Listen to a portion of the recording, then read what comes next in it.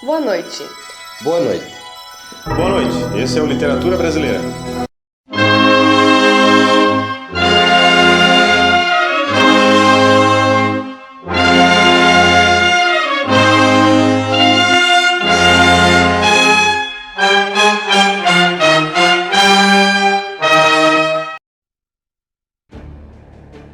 Boa noite.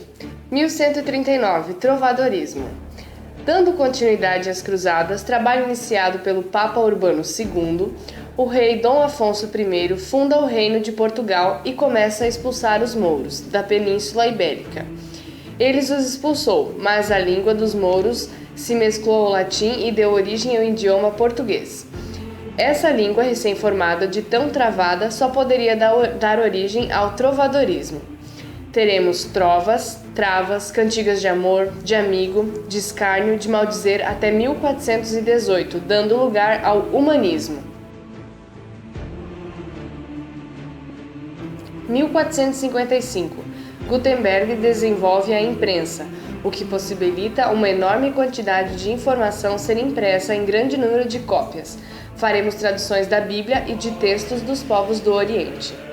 1489. O feudalismo dá seus últimos suspiros. Os turcos otomanos dão sinal de que vão tomar Constantinopla, ameaçando a rota do comércio da Europa com o Oriente. Leonardo da Vinci revoluciona os métodos de inúmeros ramos das faculdades humanas. Novas rotas marítimas para o Oriente levam os europeus a transcenderem seus limites. 1517. Martim Lutero rompe com a Igreja Católica. Os governos renascentistas começam a construir universidades, Louvaina, Siena, Alcalá de Henares e Coimbra, contribuindo largamente para a expansão do humanismo em toda a Europa. O homem está agora no centro do universo.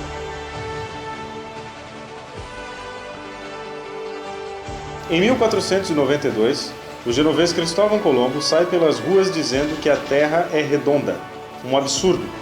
Todos sabem que o mundo é como um disco e que se formos a oeste, cairemos pela borda do mundo. Em 1494 sai o Tratado de Tordesilhas, pois João II de Portugal não gostou de ter ficado apenas com um quarto do mundo. Queria ele nada menos que a metade. Mas não gozou este de sorte e morreu no ano seguinte, deixando a Dom Manuel I o trono e o resto do mundo. Em 1500, Pedro Álvares Cabral sai como um doido à procura das Índias e as encontra, peladas, em um novo continente, a terra de Veracruz, donde provém notícias assinadas por Pero Vaz de Caminha. Até agora não podemos saber se há ouro ou prata nela, ou outra coisa de metal ou ferro. Não lhe aviso. Contudo, a terra em si é de muito bons ares, frescos e temperados como os de entre o Douro e Minho, porque neste tempo de agora assim os achávamos congelados. As águas são muitas, infinitas, em tal maneira graciosa que, querendo-a aproveitar, dar-se-á nela. Para a nova terra, além das doenças, foram trazidas por conta de uma propaganda bem difundida, a partir da Carta de Caminha, muitos colonizadores. Para os nativos foram trazidos os jesuítas, a título de catequizadores. 100 anos onde a literatura se restringiu à informação remetida a Portugal. José de Anchieta e Manuel da Nóbrega, 1601. Prosopopeia de Bento Teixeira inaugura o período barroco no Brasil. O Boca do Inferno, Gregório de Matos, é visto pelas ruas da Bahia dando chicotadas com sua língua afiada. Boca! Eu sou aquele que, passados anos, cantei na minha lira maldizente torpezas do Brasil, vícios e enganos, de que pode servir calar quem cala. Nunca se há de falar o que se sente, sempre se há de sentir o que se fala.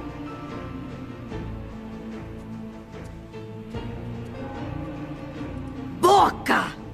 Antônio Francisco Lisboa é diagnosticado com reumatismo, artrose, tendinite, artrite, gota, bursite, celulite, gastrite, labirintite, apendicite, até ficar aleijadinho e entrar para o hall da fama brasileiro como um dos maiores escultores do país. Sob diversos aspectos, a arte barroca é reflexo da Contra-Reforma. Depois de 1000 anos de catolicismo, Lutero reforma a Igreja e, por conta da má administração, caem todos numa Contra-Reforma.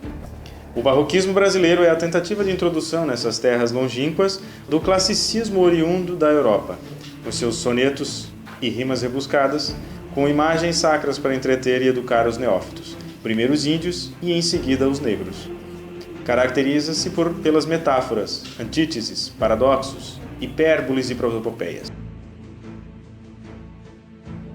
Arcadismo. Depois de um breve ato histórico entre o feudalismo e o que vivemos hoje, tivemos um período onde surge a burguesia. Essa nova classe de indivíduos vem prosperando a duras custas da mão de obra escrava, mas sem ter o domínio do Estado, que permanece nas mãos da nobreza e do clero. Da França de Jean-Jacques Rousseau, Joaquim José da Silva Xavier, um dentista mineiro, adota valores como liberdade, igualdade e fraternidade, propondo que o Brasil devesse se desvencilhar do jugo português. Muitos fidalgos contemporâneos e conterrâneos seus os seguiram pelas ruas e trincheiras, assim como fizeram nossos vizinhos norte-americanos em sua Revolução ou Guerra de Independência. À moda brasileira, Tiradentes foi enforcado e esquartejado para servir de exemplo às gerações futuras. Os autores da época salientavam os aspectos da natureza, tinham a arte clássica como expressão máxima. Carpe diem era tido como um alerta à brevidade e efemeridade da vida. Quanto à forma, utilizavam os sonetos decassílabos rebuscando a tradição épica. Valorizavam a vida no campo. O bucolismo, em Marília de Dirceu, de Tomás Antônio Gonzaga, criticava a vida nos grandes centros. Todos amam a ilha.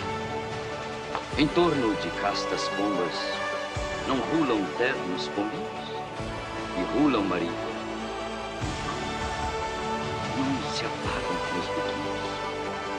E a provas de mais ternura, não os arrasta a paixão. Cláudio Manuel da Costa se fazia presente nas bibliotecas clandestinas, facilitando o acesso ao amigo que julgasse conveniente, caso do escultor Aleijadinho.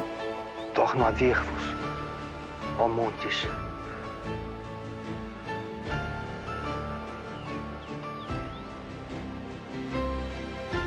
O destino aqui me torna pôr nestes outeiros que um dia deixei pelos trajes da corte ricos e finos. Aqui estou entre meus fiéis, meus doces companheiros, vendo-os correr atrás do seu cansado desatino. Sob o pseudônimo de Termíndio Cipílio, Basílio da Gama compõe o Uruguai, poema épico sobre a disputa entre jesuítas, índios e europeus nos 7 povos das missões Rio Grande do Sul. Em 1757, o Marquês de Pombal expulsa os jesuítas do Império Português e estende a medida às colônias, passando a responsabilidade de educar das mãos da Igreja Católica para os leigos de confiança portuguesa. Em 1781, é publicado Caramuru, de Santa Rita Durão, sobre a fauna e a flora brasileiras e os índios do país. Até esse ponto da história tupiniquim, temos que ser francos em dizermos que de brasileiro só o nome, pois se não tivesse explícita a prostração a Portugal, nas entrelinhas se encontrariam as deixas lusitanas. No Brasil colônia, tudo tinha estreita ligação com a pátria-mãe. Consequentemente, as artes também seguiam este viés, inclusive a literatura. Em 1789, Napoleão Bonaparte se aproveita da Revolução Francesa para dar um golpe militar no país e começa uma investida bélica em toda a Europa e Ásia. Com fortes indícios de que invadiria Portugal, a família real ali instalada é forçada a juntar seus pertences e migrar para a colônia além-mar. A chegada da corte foi festejada pela aristocracia local, tudo indicava que a economia estava prestes a dar uma guinada em sua direção. Uma década e meia passou, então retornaram o rei Dom João VI e Carlota Joaquina para Portugal, deixando o príncipe regente Dom Pedro I como soberano do Brasil. A insatisfação aristocrata era evidente. Com o centro do poder transferido de volta para Portugal, suas reivindicações se tornariam inviabilizadas pela distância. voltaríamos ao estado de colônia. Diversas medidas foram tomadas até a declaração de independência, o que fez o país entrar em uma nova fase, independente, nacionalista, romântica. Boa noite. Romantismo. A primeira geração do romantismo, indianista ou nacionalista. O romantismo teve início com a obra Suspiros Poéticos e Saudades de Domingos José Gonçalves de Magalhães, em 1836. Neste ano, estudantes brasileiros publicaram a revista Brasilense de Ciência, Letras e Artes com a epígrafe Tudo pelo Brasil e para Brasil, transparecendo o espírito da independência que estava com evidência por esses dias. São características desta época: subjetivismo, sentimentalismo, nacionalismo, ufanismo, maior liberdade formal, vocabulário mais brasileiro, religiosidade, mal do século, evasão, indianismo, idealização da realidade, escapismo, culto à natureza e a idealização da mulher. Seus principais ícones são Domingos José Gonçalves de Magalhães, Manuel de Araújo Porto Alegre e Antônio Gonçalves Dias. A segunda geração é ultrarromantismo ou mal do século. Ultrarromantismo. Há uma ênfase nos traços românticos. O sentimentalismo é ainda mais exagerado. Byronismo. Atitude amplamente cultivada entre os poetas da segunda geração romântica e relacionada ao poeta inglês Lord Byron. Caracteriza-se por mostrar um estilo de vida e uma forma particular de ver o mundo, um estilo de vida boêmia, noturna, voltada para o vício e os prazeres da bebida, do fumo e do sexo. Sua forma de ver o mundo é egocêntrica, narcisista, pessimista, angustiada e por vezes satânica.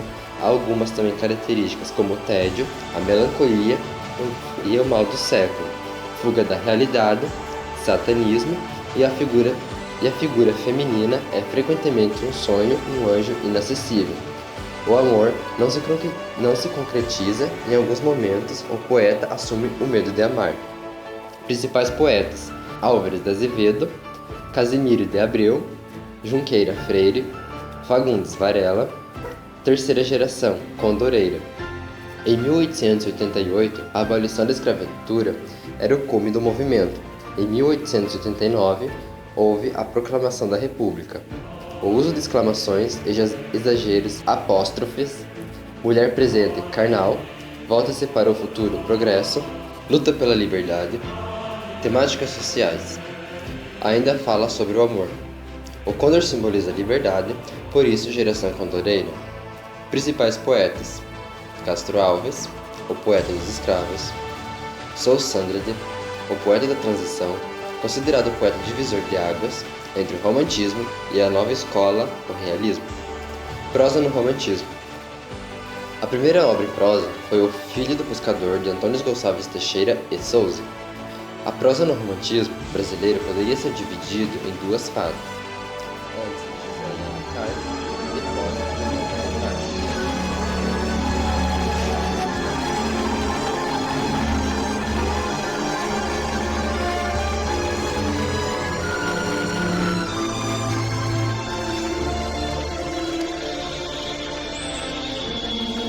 Cecília zangada? Estou muito zangada com você. Por quê? Você arriscou a vida caçando uma onça. Ceci desejou ter uma onça viva. E se eu te pedisse uma nuvem? Pedi buscar. A nuvem? Nuvem é da terra. Homem não pode tocar. Peri morre e pede ao Senhor do Céu para dar a Ceci. Desse importante autor, as narrativas eram basicamente urbanas, ambientadas no Rio de Janeiro e apresentavam uma visão muito superficial dos hábitos e comportamentos da sociedade burguesa. Os principais autores: Joaquim Manuel de Macedo, José de Alencar, Bernardo Guimarães, Franklin Távora, Visconde de Taunay, Manuel Antônio de Almeida.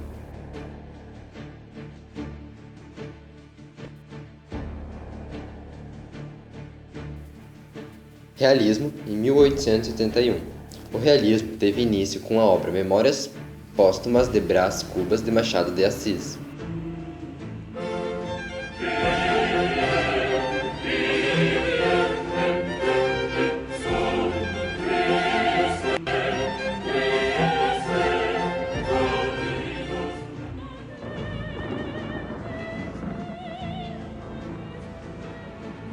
Até hoje, nunca ninguém relatou seu próprio delírio de morte. Vou fazer isso agora. Primeiro me senti transformado na Suma Teológica de São Tomás. Minhas mãos eram o fecho do livro. Com a introdução do estilo realista, assim como do naturalista, o romance no Brasil ganhou um novo alcance à observação. Começou a escrever buscando a verdade e não mais para ocupar os ócios dos leitores. No Brasil do segundo reinado de 1840 a 1879, o imperador Dom Pedro II, na segunda metade do século XIX, ainda mantinha uma estrutura baseada no latifúndio, na monocultura e na exportação de mão de obra escrava voltada para o mercado cafeeiro. Por volta da década de 1870, no entanto, as oligarquias agrárias, que até então davam as cartas na economia e na política do país, sofrem pressões internacionais para o desenvolvimento do capitalismo industrial do Brasil, no sentido de um processo de modernização que se dá lentamente. Inicialmente, pela proibição do tráfico negreiro, com isso cresce a mão de obra imigrante, desenvolve-se a indústria cafeeira no interior do estado de São Paulo e ferrovias são construídas. Ao longo dos trilhos, concentravam-se as fábricas que dão origem à classe média urbana, que se insatisfaz com a falta de representatividade política. Essa classe apoia-se no exército e aceita a liderança dos cafeicultores paulistas, responsável pelos trabalhadores assalariados do país e defensores de mudanças estruturais, com a substituição da monarquia, já desgastada e reacionária pela República. Dentre os principais autores do realismo no Brasil estão Raul Pompeia, Visconde de Taunay, e o principal deles, Machado de Assis. Naturalismo. Alguns autores brasileiros, influenciados pela experiência de Émile Zola, cultivaram o romance naturalista, que procurava demonstrar a validade de uma teoria científica acerca do comportamento humano, como se a ficção de suas personagens fosse um laboratório de experiências científicas. Os escritores naturais utilizavam conhecimentos de biologia, da psicologia e da sociologia para explicar casos patológicos individuais, perdendo, por muitas vezes, o todo da realização brasileira. Os principais autores são Aloysio de Azevedo, Aderbal de Carvalho e Horácio de Carvalho. Parnasianismo. No Brasil, o parnasianismo dominou a poesia até a chegada do modernismo brasileiro. A importância deste movimento no país deve-se não só ao elevado número de poetas, mas também à extensão de sua influência, uma vez que seus princípios estéticos dominaram por muito tempo a vida literária do país, praticamente até o advento do modernismo em 1922. Características gerais: preciosismo, objetividade e impessoalidade, arte pela arte, estética culto à forma. Aspectos importantes para esta estética perfeita são rimas ricas, valorização dos sonetos, metrificação rigorosa, descritivismo, temática greco-romana, cavalgamento ou encadeamento sintático. Autores que se destacam: Arthur de Azevedo, Arthur de Oliveira, Alberto de Oliveira, Gonçalves Crespo, Olavo Bilac, Vicente de Carvalho. Simbolismo. Os temas são místicos, espirituais, ocultos. Abusa-se da sinestesia, sensação produzida pela interpenetração de órgãos sensoriais, cheiro doce ou grito vermelho, das aliterações, repetição de letras ou sílabas numa mesma oração, e das assonâncias, repetição fonética das vogais, repetição da vogal E no mesmo exemplo de aliteração, tornando os textos poéticos, simbolistas profundamente musicais. O marco inicial do simbolismo no Brasil é a publicação de Missal, prosa poética, e de Broquéis, poesia de Cruz e Souza, em 1893. No Brasil, o simbolismo encontrou resistência porque ainda era grande o prestígio da estética parnasiana, que angariava em maior número de seguidores. Outro autor que manteve a forma parnasianista nos poemas, mas cujos temas sobre os status da alma são simbolistas, é Hermes Fontes. Digno de menção é também o autor de Sete Dores de Maria, Afonso de Guimarães. Principais características: subjetivismo e transcendentalismo. São também escritores que merecem atenção: Augusto dos Anjos, Raul de Leone, Emiliano Perneta da Costa e Silva, Dário Veloso, Arthur de Sales, Hernani Rosas, Petion de Vilar, Marcelo Gama, Maranhão Sobrinho, Saturnino de Meireles, Pedro Quiquerri, Alceu Vamose, Eduardo Guimarães, Gilca Machado e Honestaldo de Penaforte. Pré-modernismo. Para os autores, o momento histórico brasileiro interferiu na produção literária, marcando a transição dos valores éticos do século XIX para uma nova realidade que desenhava essencialmente pautado por uma série de conflitos como o fanatismo religioso do padre Cícero e de Antônio Conselheiro e o cangaço no Nordeste, as revoltas da vacina e da chibata no Rio de Janeiro, as greves operárias em São Paulo e a Guerra do Contestado na fronteira entre o Paraná e Santa Catarina. Além disso, a política seguia marcadamente dirigida pela oligarquia rural, o nascimento da burguesia urbana, a industrialização, segregação dos negros pós-abolição, o surgimento proletário e, finalmente, a imigração europeia. Embora vários autores sejam classificados como pré-modernistas, este não se constituiu num estilo ou escola literária, dado a forte individualidade de suas obras, mas essencialmente eram marcados por duas características comuns: conservadorismo e renovação. Os principais pré-modernistas no Brasil foram Euclides da Cunha com Os Sertões, Graça Aranha com Canaã, Lima Barreto com Triste Fim de Policarpo Quaresma, Monteiro Lobato com Urupês e Cidades Mortas, Valdomiro Silveira com Os Caboclos e Agostinho dos Anjos com Eu e Outras Poesias.